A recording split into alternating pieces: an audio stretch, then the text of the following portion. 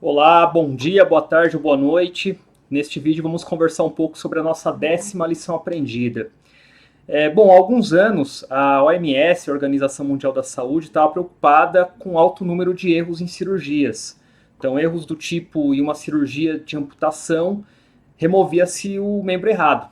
Né? Para tentar entender o cenário e resolver o problema, um médico e jornalista americano chamado Atul Gawande, ele fez uma pesquisa em outras áreas, entre elas a aviação, e ele até descobriu, né, dentro dessa pesquisa na aviação, que conforme os aviões foram se modernizando, o número de acidentes aumentou.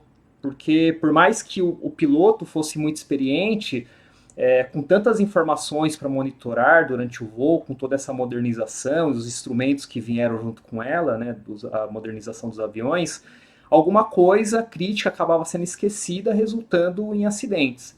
Então, dentro da pesquisa, o médico ele descobriu que a criação de checklists fez toda a diferença nos momentos críticos do voo. Né? Então, a gente está falando de pouso, decolagem, né, que são os dois momentos críticos, né, de um voo. E a partir daí, ele identificou o caminho que poderia ajudar a OMS, a Organização Mundial da Saúde, a reverter esse cenário crítico de erros em cirurgia. A experiência do médico, né, do Atul Gawande, virou um livro chamado Checklist, Como Fazer as Coisas Bem Feitas. Eu até trouxe aqui, né, no próximo slide, né, a capa da edição atual do livro. Ele foi publicado pela editora Sextante lá em 2009. Eu li esse livro, acho que foi em 2010 ou 2011. Então fica aqui a dica, vou compartilhar com você o link desse livro. E caso você se interesse, é um livro muito bacana, eu recomendo a leitura e é uma leitura muito leve. E nesse próximo slide eu te mostro, estou compartilhando aqui com você, o checklist resultante do trabalho do médico Atul Gawande, né, que está disponível inclusive para download no site da OMS. Então veja que em uma página, né, um documento super simples, super direto e que foca nos pontos críticos de 3 momentos da cirurgia, que é o momento ali antes da anestesia, antes da incisão, né, antes do corte e antes da pessoa sair da sala de cirurgia. Né? Eu tive, né, inclusive falando de uma experiência pessoal, eu tive uma experiência com checklist, né, de voo, né, entre 2011 ali 2012, quando eu estava fazendo, né, as aulas práticas, né, da formação de piloto privado.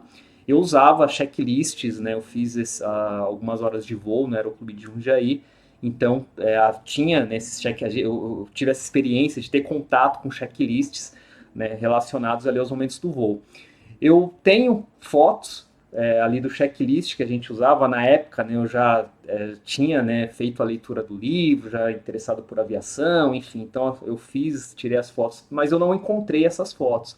Mas eu trouxe para você um exemplo, né, de um checklist que eu localizei na internet, que a estrutura ela é bem parecida. Né? A diferença do checklist que eu usava é que era realmente uma página, né, com uma caderneta, né, ali plastificada, né, dos momentos críticos do voo, inclusive tinha a parte amarela dos procedimentos padrão, né, a parte vermelha dos momentos críticos, que inclusive ele traz aqui também meio que essa visão, né, com ali os pontos a serem verificados, né, então antes do voo, ali no solo, né? Então a gente vê nível de combustível, vê se o combustível né, está aberto, então tem coisas críticas a serem verificadas, então os instrumentos, ali no solo mesmo, né, que eu vou fazer uma checagem externa, né, então tem a checagem interna, então tem o pré ali no momento que eu aciono o motor, quando eu me comunico com a torre, então tem vários pontos, né, mais quando a gente olha o conjunto, mas ali isoladamente são poucos pontos, então 5, 6 pontos que são críticos né, a serem observados, inclusive né, a parte vermelha que os momentos críticos. Então, perdi potência né, em voo, então tem ali 5 pontos que eu preciso verificar, né, e isso é fundamental, né, porque principalmente quando a gente fala de momentos críticos, né, para eu não esquecer de alguma questão importante, né, que pode fazer a diferença numa situação crítica de eu fazer né, um pouso com sucesso. Né? Então aqui é um exemplo né, de um checklist, então uma das diferenças, obviamente, né, dentro do checklist do que eu usava no Aeroclube, né, do que é usado em Aeroclube, é que o checklist ele é em português. Né? Mas enfim, o ponto importante aqui é a gente ver que ele mostra né, etapas essenciais, pontos, né, que são essenciais dentro de momentos do voo. Então, o checklist completo do voo, né, desse exemplo que eu estou trazendo para vocês, são essas 2 páginas. Então, veja, né, então são 2 páginas que trazem ali tudo que é essencial a ser observado em cada momento do voo, né? Então, antes da decolagem, né, o momento da decolagem, ali o momento de aterrissagem, né, os pontos, os momentos críticos, enfim. Então, fica aí esse exemplo, né, de um checklist usado dentro da aviação. Mas por que eu estou te contando essa história toda? Né? Fala, pô, Alessandro, e aí, o que tem a ver? Né? É somente para reforçar, né, que o checklist ele pode nos ajudar e que ele é super aplicável também dentro do projeto de upgrade da plataforma. Inclusive, a própria ServiceNow traz uma sugestão de checklist. Né? Então, esse checklist que ele está disponível lá no Docs, que você tem ali todas as etapas, né, que a ServiceNow considera como críticas, né, dentro do projeto de upgrade da plataforma. Então traz ali as fases, então a leitura de release notes, né, o planejamento, então coisa até que nós já comentamos aqui dentro das nossas lições aprendidas. E inclusive até para facilitar esse acesso, além de estar disponível no Docs, ele também está disponível para download em PDF. Né? Então esse é um ponto interessante também da dinâmica, né, do checklist, para você ficar mais fácil ali para o acesso, né, se você quiser imprimir, para marcar. Né? Então a ServiceNow traz também o checklist no documento PDF. Então vale você conhecer, né, você, Platform Owner, sysadmin, conhecer o checklist da ServiceNow, mas usar esse checklist talvez seja trabalhoso, porque são 51 passos distribuídos em 7 fases.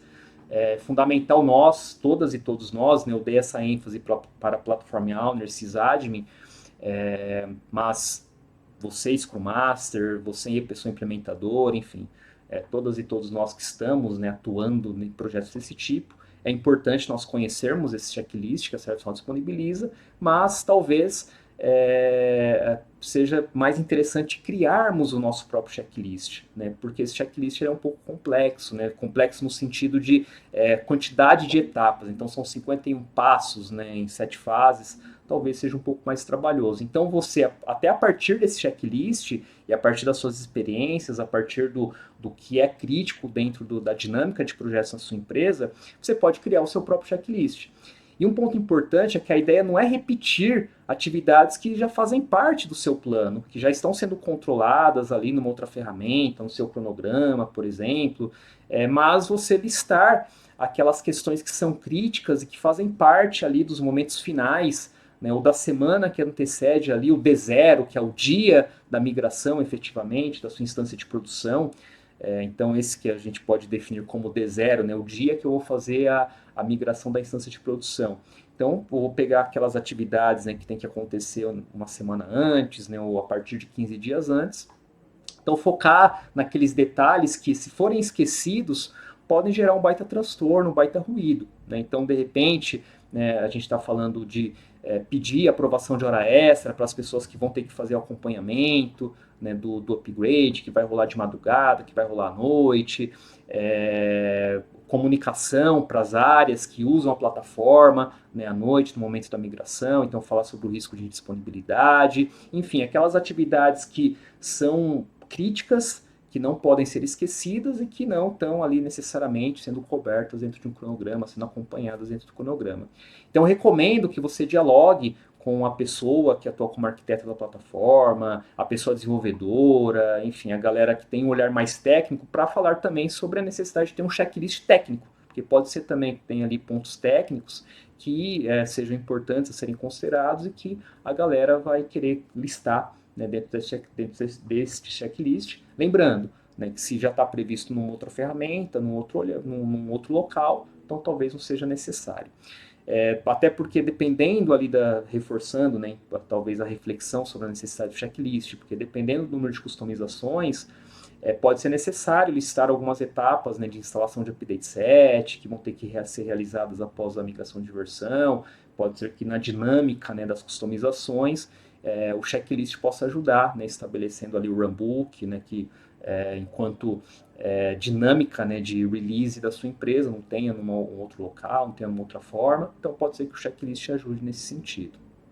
Então, se você não conseguir convencer, né, ali a galera, nesse time técnico, né, no discurso, né, sobre a importância, né, do checklist, pode ser que ali na nossa próxima lição aprendida, que a gente vai falar um pouco sobre o ensaio da migração, isso se reforce, né, apareça, né, a importância de utilizar esse checklist.